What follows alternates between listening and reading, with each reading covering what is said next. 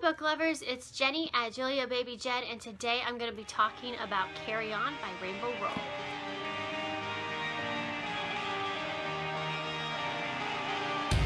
I have another 5-star book review to talk about today, which I'm excited. I feel like I always am talking about positive books reviews, and maybe I should pick one that I didn't love to talk about sometime, just to balance things out a little bit. But to be honest, I would much rather talk about my 5-star book, a 5-star book that I read, than a 2 or 3-star book. I think it's just easier because you love it and it's more fun. But anyway, I digress. Today I'm going to be talking about Carry On by Rowell. I finally read this. This has been out a while.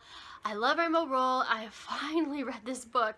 So glad I did. It was so much fun. It was such a unique book.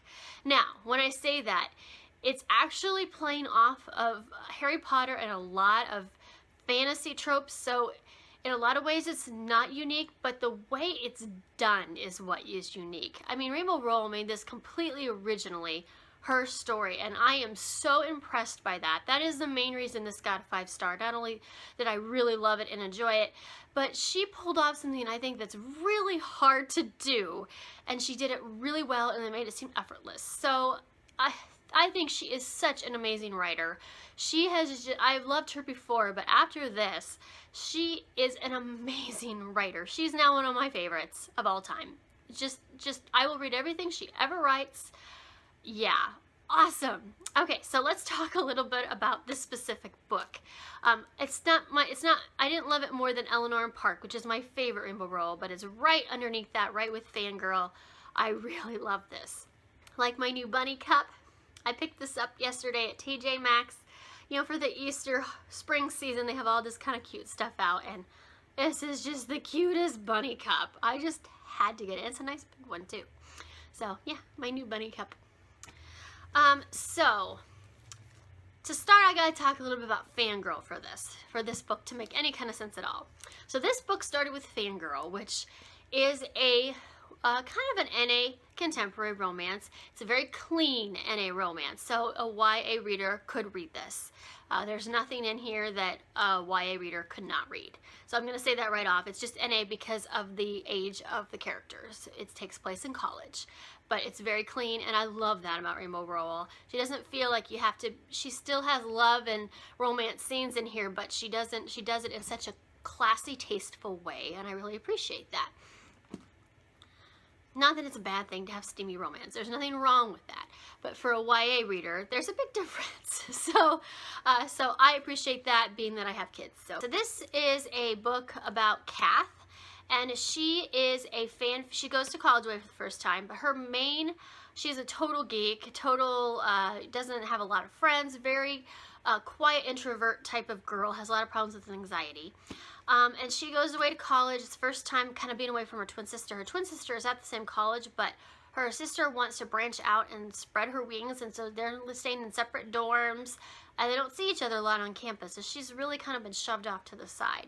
She, up to this point, has been obsessed with Simon Snow. Now, Simon Snow is a book series and movie series in this world that's like Harry Potter. It's what it's supposed to be like.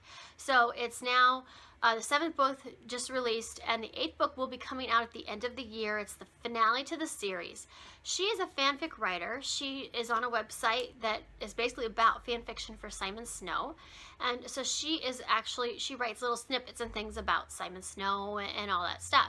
Well, she is actually writing the 8th book how she thinks the 8th book should go, and she's trying to get it done before the 8th book actually releases, because she wants it out before the finale. So if there's any similarities or anything, you know, it won't affect her own work, is kind of the idea. So that's kind of the premise of Fangirl. So what happened is, after this came out and people were loving, because there's snippets throughout here of what she writes about Simon Snow, and people were loving that about this book. It's really, really awesome.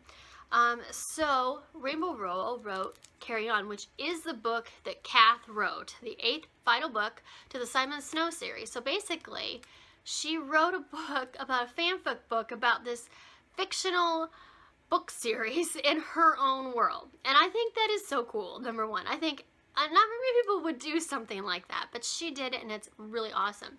So this is Simon Snow, but it's not authorized Simon Snow. You realize this is Cass' version of it.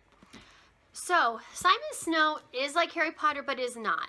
The similarities is it's a magical world. It's about a boy who's the chosen one. There's a Dumbledore type figure in here, but he's very different. And he's an orphan, and he doesn't know he's a wizard until he's 11, gets taken to this magical school. So this is at a magical school. And what else? And there's 8 books instead of 7, but it becomes a big, huge phenomenon in Cass' world, like Harry Potter. It's very similar as far as like pop culture trends type stuff. That's pretty much the only similarities. Simon Snow, even though it's supposed to be compared to Harry Potter, is very different than Harry Potter. Number one, it does take place in England. I should mention that too, although it did feel a little more American to me, maybe because it was an American writer. But it does have a little bit of the English flavor, but it felt not quite as English as Harry Potter.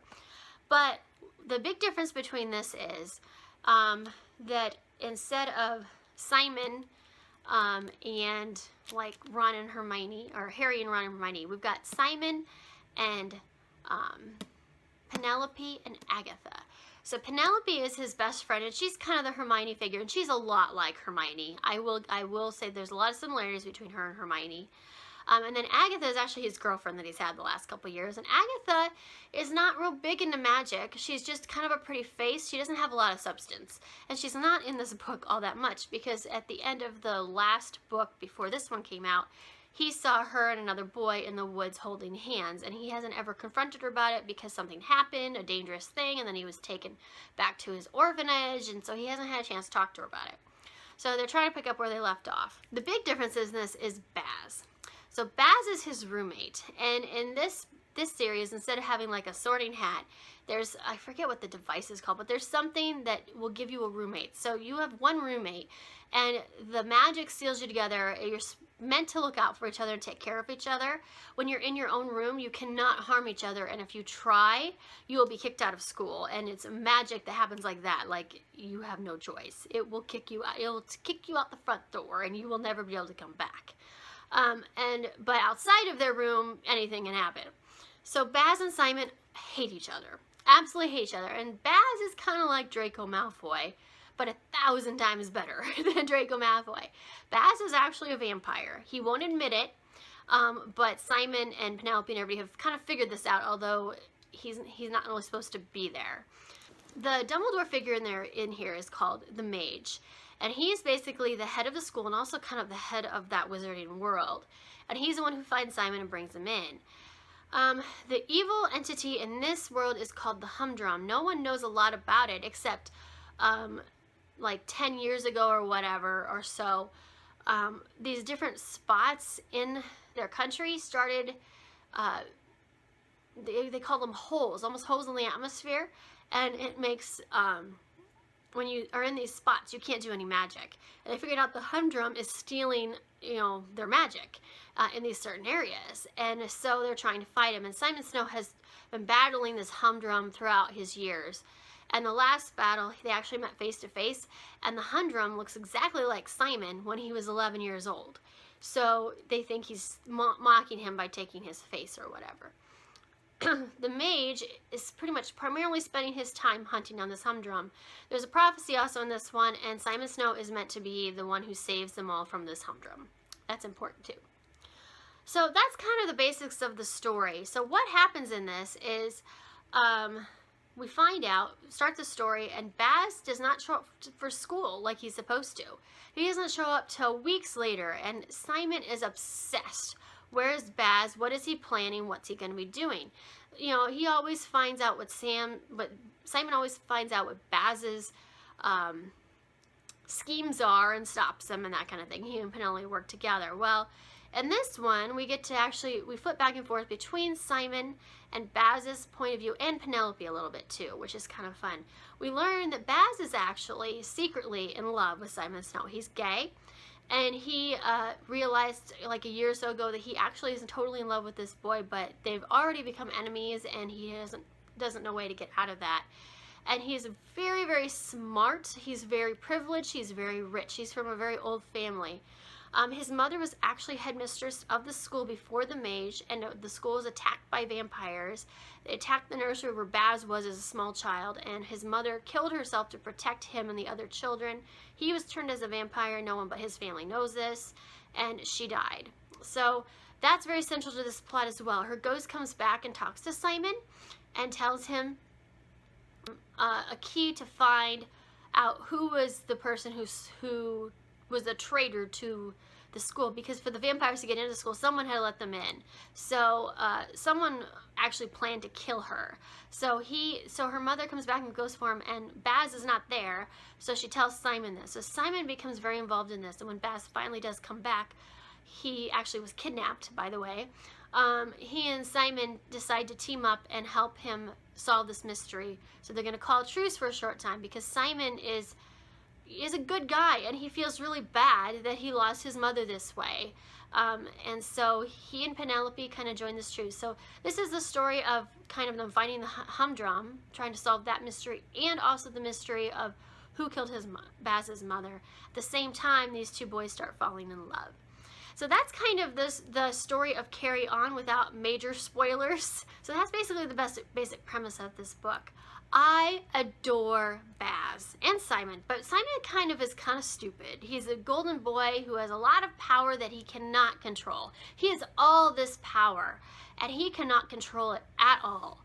So when stuff happens, he basically blows stuff up. I mean, he wins the day, but in weird ways, and he isn't really your true hero in that way. He's kind of dumb a lot of the time, but you know, I kind of saw that similar to Harry Potter, because sometimes Harry gets kind of dumb about things too. Teenage boys, you know, I mean, sometimes that's how it is. Penelope is incredibly smart, and I really loved her. Simon and Baz do not tell her a lot. She is kind of on the outskirts, but she is involved in this thing. Agatha is a whole other thing that I'm not even going to broach. Didn't really enjoy Agatha all that much, and she served her purpose towards the end of the book, but other than that, she wasn't that much necessary, and she wasn't in it a lot. But Baz, oh my gosh, I love Baz. He was the best character in here. He was dark and brooding and smart and interesting and just the coolest character ever. The mage was crazy, completely crazy.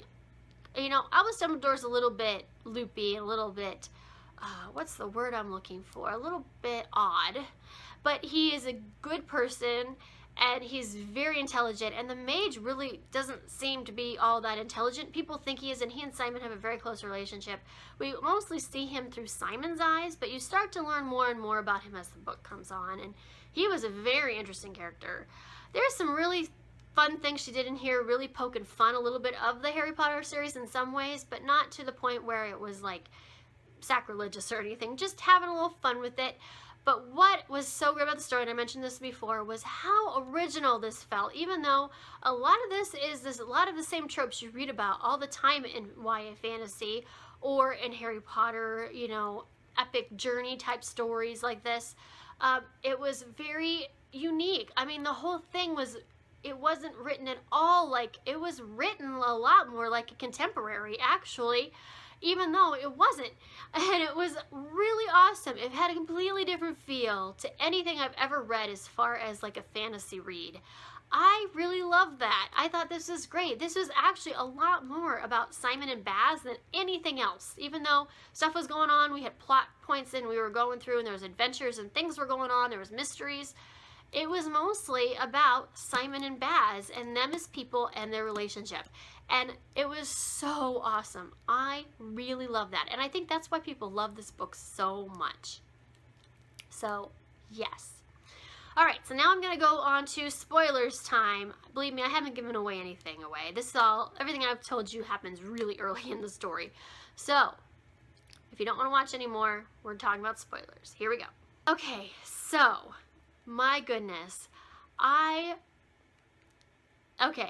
knew the mage was not a good person. I knew he was completely crazy. Pretty early on in the book, I figured that out. I did not know he would go to the lengths he ended up going. He was going to kill Simon. I did know he was his dad because it's talked about in Fangirl. a couple times, and so anybody who's read Fangirl and read this would know that he is actually his father. But man, what a pitiful father. I thought it made it really interesting, but man, what a terrible character. He was the true bad guy in this. You think it's the humdrum, and it's him. He was the true bad guy, and what a crazy bad. I mean, I think he's one of the scariest ones I've seen, because he had all this position of power and he abused it, but people didn't know he was abusing it. He put a spin on it. He was truly insane. So yeah. Then the humdrum, that Simon was the humdrum, was even more amazing to me. I didn't figure that out till the very end, about time Penelope started figuring it out. And that was an amazing twist. I thought that was so cool. I love the plot in this. I thought the plot was great. Agatha was kind of like, we didn't really need her to that much until the very end, where she does actually serve and helps out at the very end, kind of by accident. But she wasn't that necessary. I guess the thing about Agatha too is you got to remember that the series that had been built was built by the author, and at the end, you know, this is a fanfic book, so she might have had a different role completely in the author's final version. This is just what Kath did. Kath kind of wrote her out of the story, really, and made Simon and Baz the main characters. Penelope was still there, but she was not as important. It was all about Simon and Baz. And I love how, as a fanfic writer, she came up with all this. I think this was great. I mean, obviously, in fictional fanfic. I mean, we're getting into dangerous territory here talking about this, because it's all fiction, so it's kind of getting a little confusing. So it's like, this is a fiction book about a fictional series written by a fanfic writer who is fiction. So we're getting really into strange territory right now, but you know what I mean. I hope you understand what I mean here. But yeah, this is just an amazing read. I loved it. I was floored by this read. It took me a little while to get into, but once I did, holy cow, I got into it about the time that Baz showed up. Before that, it felt so kind of boring, but once Baz showed up, he was the entire glue to this entire book. He was the most interesting character ever. I really love Baz as a character. He was just awesome. And he made Simon pretty awesome too, because Simon I didn't think was that great of a character. He was a very cut out character, which I'm sure was purposely done. Baz was what made the story great. So yeah, this was such a fun read. I really, really, really loved it. Alright, well, leave me comments below if you read Carry On, what your thoughts were. I would love to talk more about this book. I think it's just so interesting, how it was written. I just think that's really cool. I hope everyone has a good day. I will talk to you later.